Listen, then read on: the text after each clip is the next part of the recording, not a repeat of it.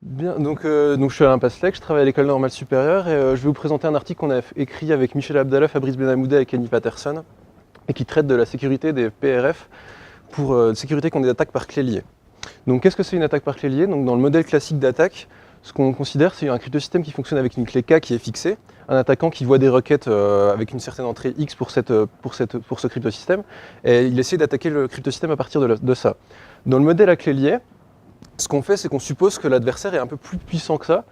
À vrai dire, ce qu'on suppose, c'est que l'adversaire, non seulement il peut voir comment le cryptosystème fonctionne avec la clé K avec laquelle il est initialisé, mais il peut aussi voir comment il fonctionne avec des clés qui sont dérivées de K, donc des clés K1 jusqu'à Kn ici, et on définit les capacités de l'adversaire comme étant les possibilités qu'il a de dériver des clés. Donc plus il sera capable de dériver des clés, plus l'adversaire sera puissant, et plus le modèle de sécurité sera difficile à être vérifié. Donc pourquoi on fait ça? En pratique, ça modélise assez bien les attaques par injection de faute. Donc il y a un type de side channel attack. Donc une attaque par injection de faute, c'est simplement on a un cryptosystème qui fonctionne avec une clé K, et on a un attaquant qui va injecter des fautes dans le cryptosystème en modifiant la clé ainsi, et du coup le forcer à fonctionner sur une clé K' qui est différente. Donc comment on fait en théorie? En théorie, on va limiter l'attaquant à une certaine classe de fonctions, on va définir la façon dont il peut dériver des clés avec une classe de fonctions, et donc les clés auxquelles il pourra accès, c'est la clé K, mais c'est aussi des clés qui sont dérivées avec de la façon suivante, donc phi de K, avec phi qui est une certaine fonction qui appartient à sa classe de dérivation. Donc nous, ce qui nous a intéressé, c'est de travailler sur des PRF, donc sur des fonctions pseudo-aléatoires. Pourquoi ça? Tout simplement parce que les PRF, si on arrive à faire des PRF qui sont related key secure, on arrive à créer toutes les autres primitives quasiment, on arrive à créer des IBE qui sont RKA secure, on arrive à créer du chiffrement à clé publique, à clé symétrique, des signatures, vraiment plein de choses. Donc la PRF, c'est vraiment la clé. Donc qu'est-ce que c'est qu'une PRF? C'est simplement une fonction qui prend en entrée une clé K, qui va prendre en entrée également une entrée X dans un ensemble D, et qui va renvoyer une valeur dans un ensemble R. Cette fonction, elle doit être calculable rapidement, elle doit être difficile à distinguer d'une fonction aléatoire. Donc si on associe le modèle de sécurité, on a un adversaire qui peut faire des requêtes avec un élément X dans l'ensemble de grand D.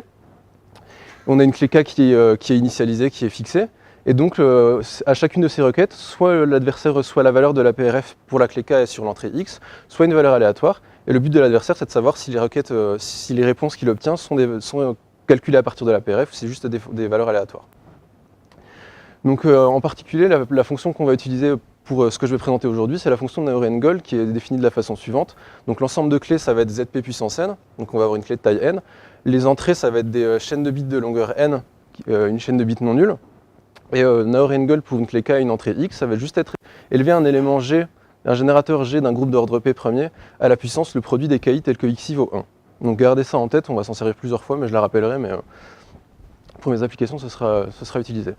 Donc ce que je vais définir aujourd'hui, ça va être le modèle de sécurité RKA, et j'expliquerai l'état de l'art, donc c'est un article de Bellaracage de 2010, et après j'expliquerai comment, à partir de cet article, on a réussi à étendre pour gérer des classes plus grandes que ce qui se faisait jusqu'à présent. Donc le modèle de sécurité de RKA-PRF est le suivant. Donc si on définit un adversaire qui a accès à des dérivations avec une classe phi, alors l'adversaire peut faire des requêtes à la PRF avec, non pas seulement avec des clés K comme dans le modèle standard, mais avec des clés phi de K et une entrée X de son choix. Et donc soit il obtient la valeur de la PRF pour une clé dérivée phi de K et une entrée X de son choix, soit une valeur aléatoire qui est calculée à partir d'une fonction aléatoire G. Et donc le but de l'adversaire, comme auparavant, c'est juste de savoir si les valeurs qu'il obtient sont calculées à partir de la PRF ou si elles sont calculées à partir d'une fonction aléatoire. Donc comment on fait ça pour construire des PRF RKA secure? Donc c'est le travail de Bellaracage de 2010. L'idée, c'est d'utiliser une propriété qui existe sur certaines PRF. Cette propriété s'appelle la key malléabilité. Et en fait, on dit qu'une PRF elle est phi key malléable, donc pour une classe phi, si à partir de la valeur de la PRF pour une clé K fixée, et sur des entrées U de notre choix, on arrive à calculer la valeur de la PRF pour des clés phi de K avec une fonction phi qui est prise dans la classe de dérivation et une entrée X de notre choix. Donc en gros, à partir de M de K de quelque chose, on arrive à créer M de phi de K. Donc a priori, c'est une très mauvaise propriété pour la sécurité RKA, tout simplement, parce que si on est capable de calculer à partir de M de K la valeur de M de phi de K pour une certaine entrée X, il suffit de calculer cette valeur avec la key malléabilité, ensuite d'en faire la requête, donc avec la requête phi X, et de comparer les deux valeurs. Et si les deux valeurs sont les mêmes, ça veut dire que l'oracle c'est bien la PRF, et donc on a une attaque directe. Et si les valeurs sont différentes, ça veut dire que l'oracle c'est juste une fonction aléatoire. Mais en fait, le fait est que c'est pas une si mauvaise propriété que ça, parce que si l'adversaire Et unique input, c'est-à-dire s'il ne peut pas répéter plusieurs fois le même x, même avec des fonctions différentes, alors on arrive à montrer que la PRF reste RKA secure. Et donc l'idée, pour construire des PRF RKA secure, c'est juste quand l'adversaire fait une requête avec une certaine entrée x, c'est pas de calculer directement avec x, mais de modifier cette entrée pour qu'elle prenne en compte à la fois la clé et l'entrée x. Et donc on va construire une certaine fonction injective g qui dépend à la fois de k et de x et qui va du coup être injective, donc toujours donner des valeurs différentes à chaque fois qu'on changera la requête. Donc l'idée de base, ce serait juste de hacher la clé et x. Ça va pas tout à fait marcher. Donc ce que Bellard et Cache ont trouvé, c'est de faire appel à des requêtes. Donc c'est pas très important, je vais passer vite là-dessus. L'idée, par exemple, si on a Nauri and Gold, c'est de faire appel à cet ensemble de requêtes W, qui est ici. Et en fait, cet ensemble de requêtes, il va donner G puissance K1, G puissance K2, donc chaque composante de la clé en exposant. Et donc au final, c'est comme si on avait la clé, mais ça correspond à des requêtes. Donc c'est plus simple. C'est plus pratique parce qu'on peut l'utiliser par key malléabilité. Et donc le fait est que si la classe est clos-free, c'est-à-dire si on n'a pas de collision dans la classe, donc si pour toute fonction de phi différente phi prime, on a phi de k différente phi prime de k, quand on va faire l'appel au fingerprint, ici, on va avoir l'égalité des fingerprints si et seulement si on a la même fonction. Donc à chaque fois qu'on fera une fonction différente, qu'on fera appel à des fonctions différentes, on va avoir un fingerprint différent.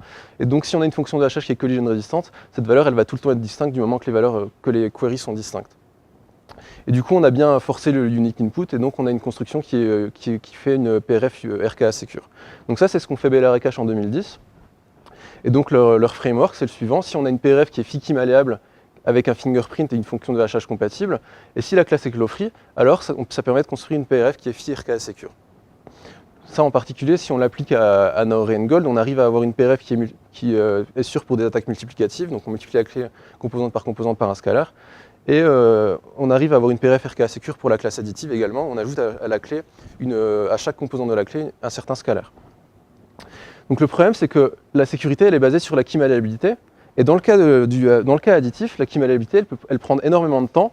Tout simplement, si on veut ajouter un 1 à toutes les composantes de la clé et qu'on prend l'entrée constante égale avec que des 1, pardon, ce qu'on va vouloir calculer, c'est g puissance le produit des ki plus 1. Et pour calculer ça avec la key malléabilité, ce qu'on fait, c'est qu'on développe tout. Donc ça fait 2 puissance n termes, et chacun de ces termes correspond à une requête qu'on va demander. Du coup, on a besoin d'un temps 2 puissance n pour exécuter le key transformer dans ce cas-là. Et donc la réduction va avoir un temps linéaire en 2 puissance n, ce qui est très gênant. Donc ce qu'on s'est posé comme question, c'est dans un premier temps, déjà, pourquoi on est limité à des classes clos-free, donc pourquoi on est limité à cette intersection avec le cas de Bellard et Cache, pourquoi on ne peut pas avoir tout ça. Donc c'est la première question qu'on s'est posée, c'est la première question à laquelle on répond. Et après, j'expliquerai comment on fait pour gagner du temps et ne pas utiliser un key transformer. Donc qu'est-ce qui se passe dans le cas non clos-free? Le problème, c'est que si on a deux fonctions phi différentes phi prime, telles que phi de k égale phi prime de k, on peut faire deux requêtes différentes phi x et phi prime x, donc on utilise le même x mais on a deux fonctions différentes, mais puisque phi de k égale phi prime de k, on va obtenir la même sortie, et donc étant donné qu'on voit qu'on a la même sortie, on sait que phi moins phi prime de k ça vaut 0, et donc éventuellement on peut recourir des informations sur k, ce qui est gênant. Donc la question c'est juste de savoir est-ce que c'est possible pour un adversaire de trouver deux telles fonctions à partir de la donnée de la PRF. Donc ce qu'on a modélisé, c'est un nouveau problème qui s'appelle le Fiki collision problem, et qui modélise exactement ça à partir de requêtes à la PRF, donc à partir de données m phi de k x. Est-ce que c'est facile pour un adversaire ou non de trouver deux fonctions différentes phi prime, telles que phi de k égale phi prime de k. Donc ça, c'est le problème qu'on se pose. Et du coup, ce qui se passe, c'est que si ce problème est difficile, au lieu d'avoir juste une classe clos-free dans le framework de Bellard et Cache, on peut prendre n'importe quelle classe, et à supposer que ce problème soit difficile, donc que ce soit difficile de trouver une collision, on peut supposer qu'on n'a pas de collision, et donc on arrive à construire une PRF qui est phi RKA secure pour une classe qui n'est pas clos-free. Donc en fait, ce qui se passe, c'est que ce problème est effectivement difficile, et en particulier si on regarde pour le cas affine, donc on prend des classes de dérivation affine, on applique juste une fonction affine à la clé. Alors ce qui se passe avec NR, c'est que ce problème de Fiki collision, il est plus dur que le problème du discrete log.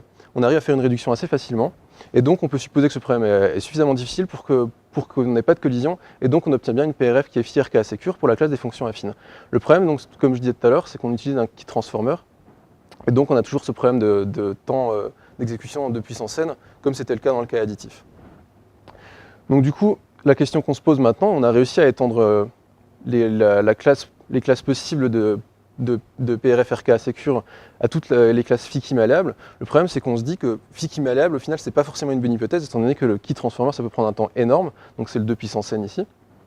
Et donc, ce qu'on s'est posé comme question, et c'est là que ça devient intéressant, c'est que comment on fait si la classe n'est pas Fiki malléable, et comment on fait autrement qu'avec la key malléabilité pour gagner du temps sur la réduction. Donc pour gagner du temps sur la réduction, en fait, on définit un nouveau problème qui s'appelle le Phi Unique Input RK Security, qui a un joli nom. Et en fait, la différence, c'est juste que par rapport à ce qu'on avait avant, par rapport à la sécurité de la PRF, RKA, c'est juste qu'on suppose que l'adversaire est unique input, et donc il ne peut pas renouveler 2 fois la même query X, même avec des fonctions phi différentes. Et ce problème, c'est juste de savoir, est-ce que pour un adversaire qui est unique input, c'est difficile de distinguer entre des valeurs mphi de k x, où il choisit x et phi, et de valeurs uniformément aléatoires. Et donc ça, en fait, c'est une relaxation de la définition de key malléabilité. Pourquoi ça? Tout simplement parce que si une PRF est key malléable, alors on peut montrer très facilement que la PRF est aussi phi unique input RKA secure, en utilisant la key malléabilité. Et du coup, on obtient un framework qui est un peu plus intéressant, un peu plus général, dans le sens où on a juste besoin de la phi on n'a plus besoin de la phi key malléabilité, mais on a besoin juste de la phi unique input RKA security, qui est une hypothèse plus faible donc, qu'on peut montrer avec la key malléabilité. Mais du coup, on peut aussi éventuellement essayer de la montrer directement avec des classes plus grandes pour lesquelles on n'aurait pas la key malléabilité, par exemple. Donc c'est ce qu'on arrive à faire. On arrive à faire à contrer les attaques polynomiales, du coup. Et en plus, on arrive à montrer ce que c'est bien phi unique input RK secure en temps polynomial. Et du coup, notre réduction, elle n'a plus la perte en temps 2 puissance n qu'on avait avant. Donc comment on fait ça? En fait, l'idée, c'est de faire ça avec, de voir comment on fait la phi unique input RKA security. Donc je ne vais pas le faire pour le cas des polynômes parce que c'est un peu trop compliqué, je vais juste expliquer comment on fait rapidement pour les fonctions affines, donc les polynômes de degré 1. Donc ce qu'on veut montrer, c'est que c'est difficile de distinguer entre des requêtes de ce type-là et des requêtes juste uniformément aléatoires. Et ce qui se passe, on pourrait le faire avec la key transformer comme on a fait auparavant. Donc si on veut calculer une requête de ce type-là, par exemple, on va tout développer, on va avoir 2 puissance n termes, mais du coup on va avoir la perte de nouveau. Et l'idée, c'est qu'on n'a pas besoin de tout calculer en fait. On n'a pas besoin de calculer à chaque fois les requêtes précisément. Ce qu'on va faire, c'est simplement, quand l'adversaire va faire des requêtes, on va regarder la forme de ces requêtes, on va regarder l'exposant, et on va juste dire, on va répondre aléatoirement pour la première requête, et après, à chaque fois qu'il va faire une nouvelle requête, on va regarder de nouveau l'exposant, on va comparer les exposants, on va regarder s'ils sont linéairement indépendants, et s'ils sont linéairement indépendants, on va juste répondre par des valeurs aléatoires à chaque fois. Et ce qu'on montre, c'est que l'adversaire n'est pas capable de se rendre compte qu'on répond juste des valeurs aléatoires et qu'on ne répond pas des bonnes valeurs. Et du coup, l'idée, c'est, si l'adversaire fait plein de requêtes, on va répondre à ces requêtes en regardant les exposants à chaque fois. Mais à chaque fois qu'il fait une nouvelle requête, donc phi x, on va calculer l'exposant qui est associé à cette requête. On va regarder si cet exposant est linéairement indépendant des exposants précédents. Et s'il est linéairement indépendant, on va juste répondre une valeur aléatoire, donc c'est ce cas ici. Et s'il est linéairement dépendant, on va tenir compte de cette dépendance pour calculer la sortie, et pour que la sortie prenne bien compte de la dépendance, pour que l'adversaire ne soit pas capable de remarquer qu'on fait juste qu'on ne fasse pas complètement des choses complètement aléatoires. Et donc du coup, grâce à ça, on a juste besoin d'un test de linéarité qui se fait plus rapidement, si on fait un test statistique. Et du coup, la réduction, c'est juste le temps de Q fois le test de linéarité. Et du coup, ça fait une réduction en Q puissance 4, en quelque sorte, où Q, c'est le nombre de requêtes, ce qui est beaucoup mieux que le 2 puissance n qu'on avait avant. Donc juste pour conclure, ce qu'on a fait, donc on a réussi à la base, on avait juste la possibilité de construire des PRF pour ces classes-là. On a réussi à étendre ça à toutes les autres classes, même donc l'Ofri. Et après, en étendant le framework encore avec une nouvelle hypothèse, on arrive à prendre des classes encore plus grandes et on arrive à le faire en temps polynomial. Donc quelques problèmes qui restent ouverts, c'est toujours de faire des classes autres, plus grandes idéalement, puisque plus les classes sont grandes, plus l'adversaire est fort, et donc plus si on arrive à résister, c'est d'autant mieux. Et donc là, en ce moment, on travaille sur des classes inversibles, de matrices inversibles. Et ce qui serait intéressant aussi, c'est de faire ça avec des PRF qui sont basés sur d'autres hypothèses, type D-line, K-line, ou des PRF basés sur les réseaux. Voilà, merci.